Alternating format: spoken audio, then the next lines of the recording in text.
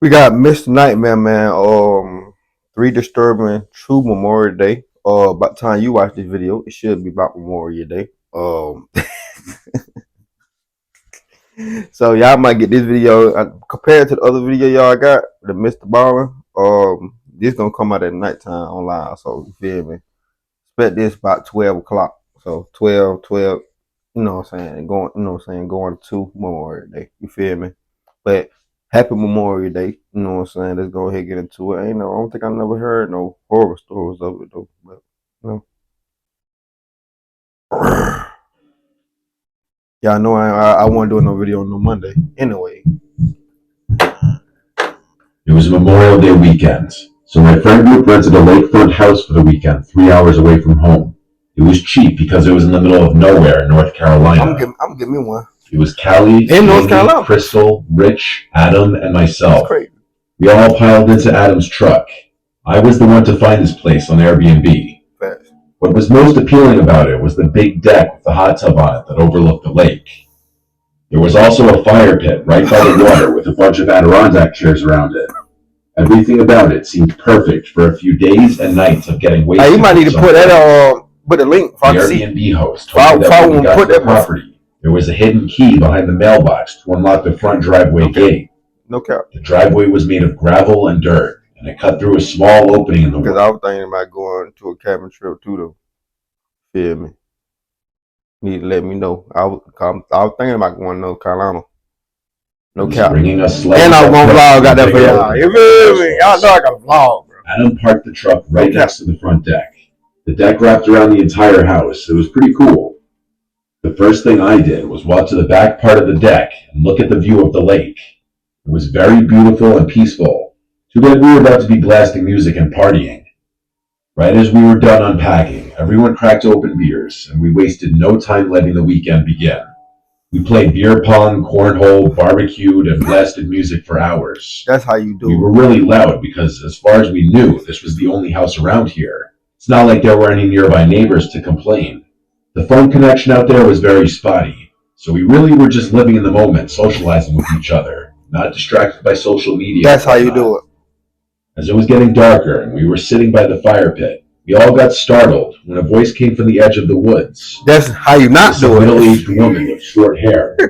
She started yelling at us to lower the music, so someone lowered the volume of the music, and the woman started more or less lecturing us, saying how we out-of-towners always come here and litter in the lake and create nothing but noise. She seemed like genuine white trash. I apologized on behalf of all of us.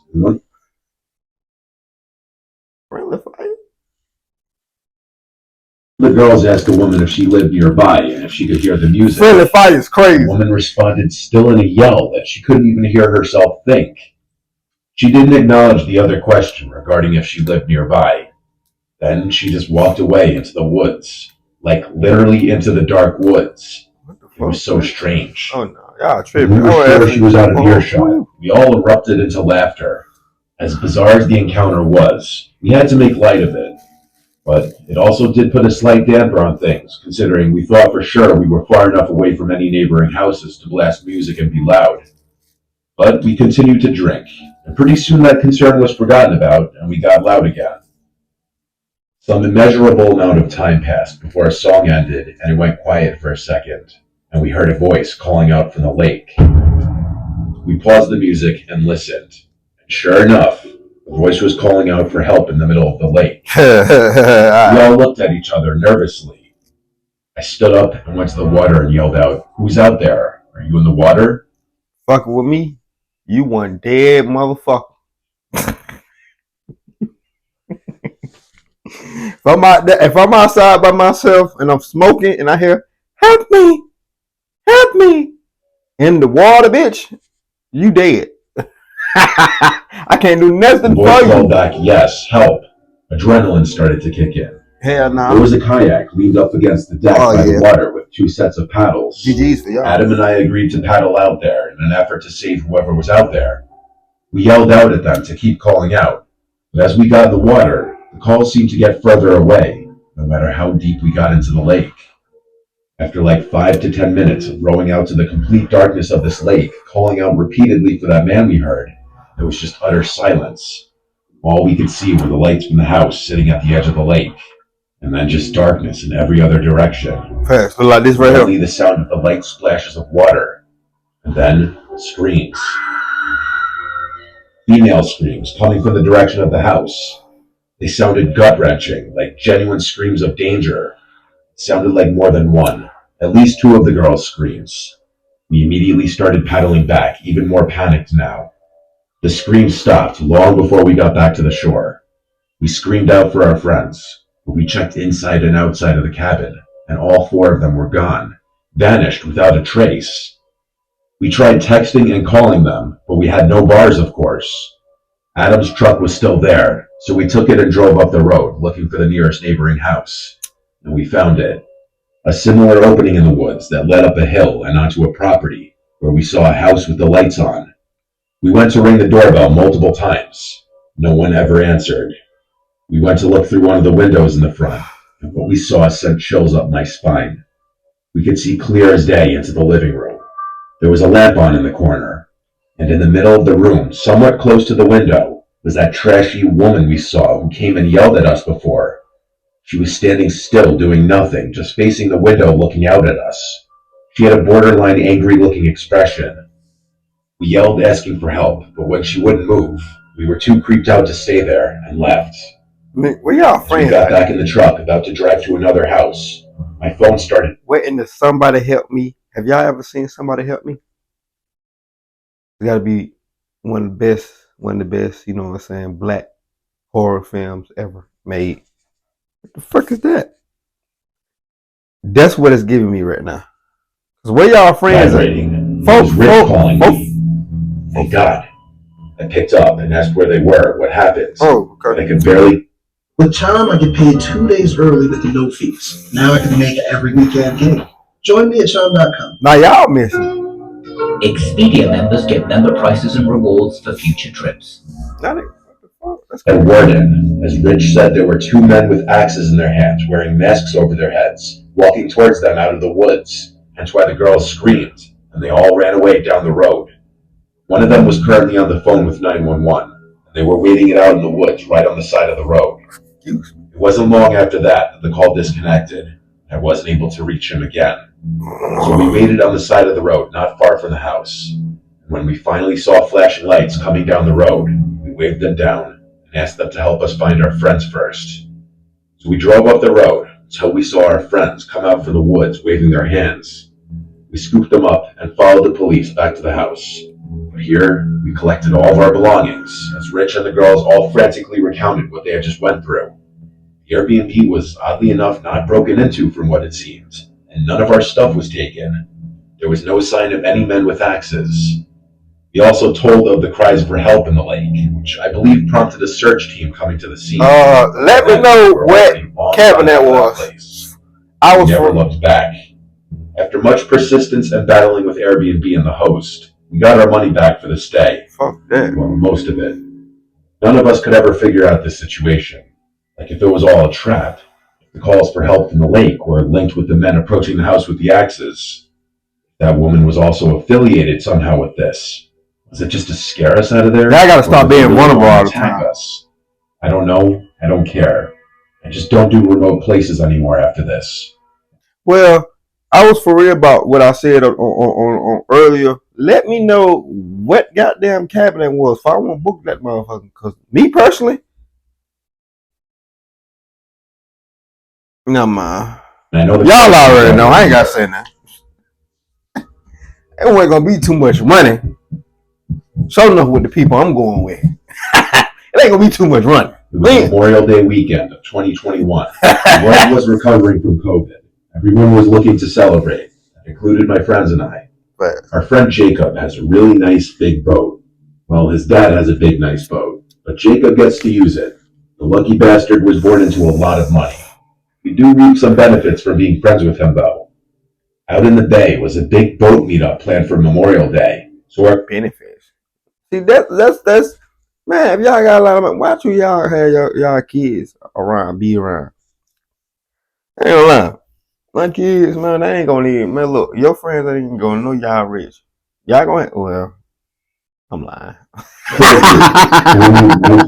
All met up at Jacob's house on Niggas the water. start on them We niggas, took man. the boat out from there to meet up with All right. Jacob's other boat friends. Gotta watch your head. There were a Bro. bunch of boats tied together in a shallow part of the bay, and everyone was hopping from boat to boat and walking around in the water with drinks in hand. Hey, that's tough. I I ain't was gonna getting lie. really drunk, along with everyone else. That look tough. I ain't gonna cap. That look funny for. No one really realized until it was too late that he had way too much to drink. He was not okay to drive the boat back home. Yeah, nah. I told him to sleep it off in the cabin, so he went down to sleep. It started to get dark after so many hours of drinking and mingling with other boat people, and one by one, the other boats left. We were the last boat left, just the four of us. I went to go check on Jacob, and he was knocked out still. We had to stall for hours with each other until he finally woke up, and he did seem more sober now, so he started to slowly drive the boat back in the direction of his canal. On the way, we noticed the lights of another boat seemingly following us. Jacob started freaking out, thinking it was the Bay Police. He didn't want to do anything suspicious like speeding up or slowing down, anything that might draw attention. So we kept our speed steady. We made it to the canal, and he lives about 5 minutes up the canal. The boat behind us was still following us up the canal.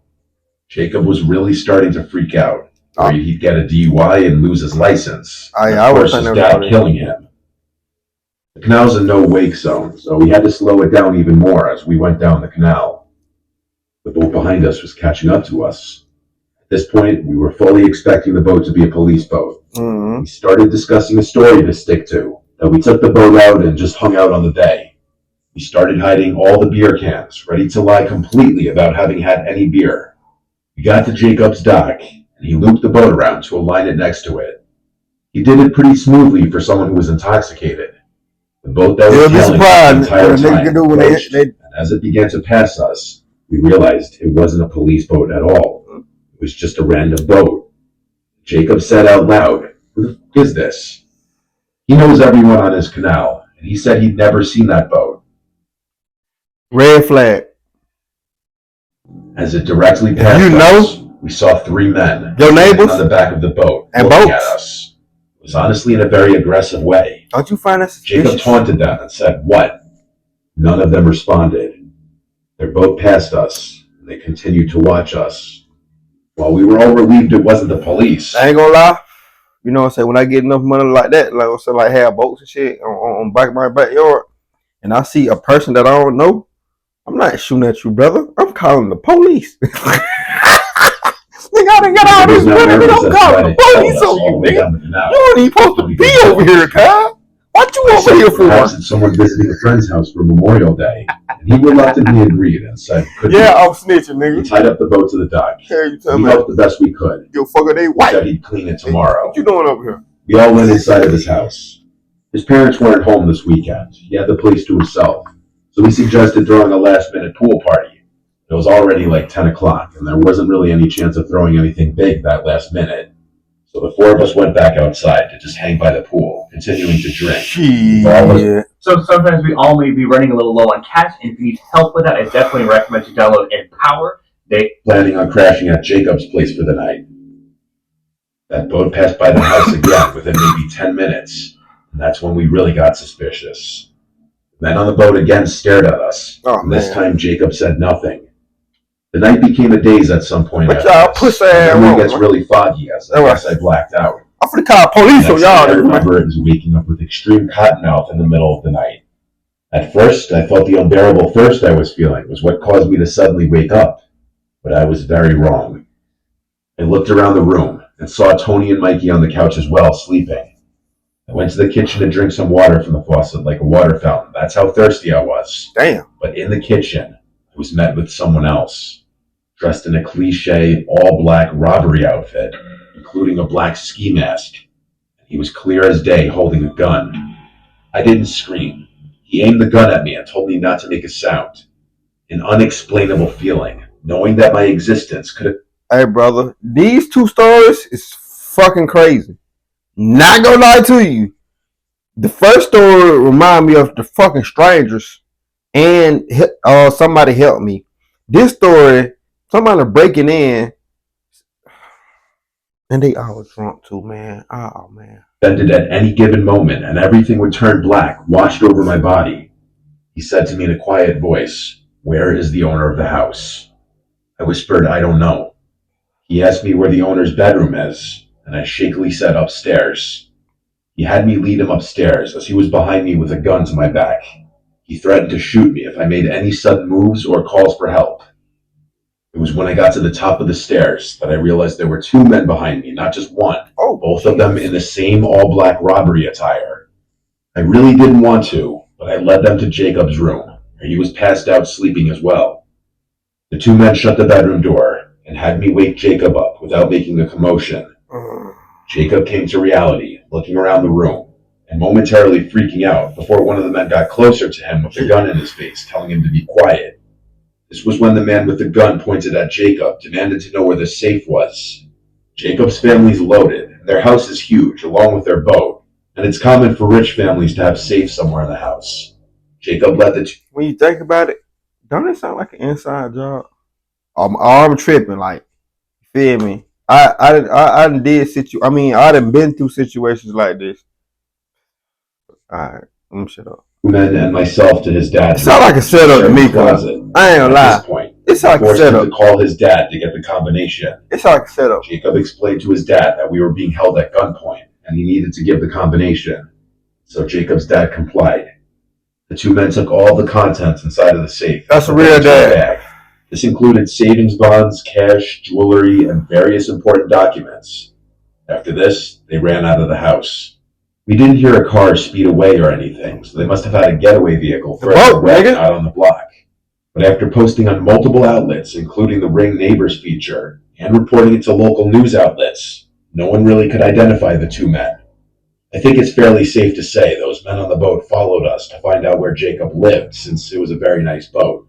They must have seen potential dollar signs. I'd never been so scared in my life. I actually could have been killed. Yeah, that is crazy though, man. Don't that sound like an inside job if I ain't mistaken, my brother? Y'all robbed by 1, 2 times. You didn't call the police. You know they ain't from around there. You still didn't do nothing. This sound like a whole setup if you ask me. I ain't gonna even lie to y'all, man. With that being said, happy Memorial Day to all the soldiers. See you when I see y'all. These two stores was diabolical. I thought the Mr. Baller store earlier was crazy. These two definitely crazy too though. That being said, see you when I see you. Let's ride.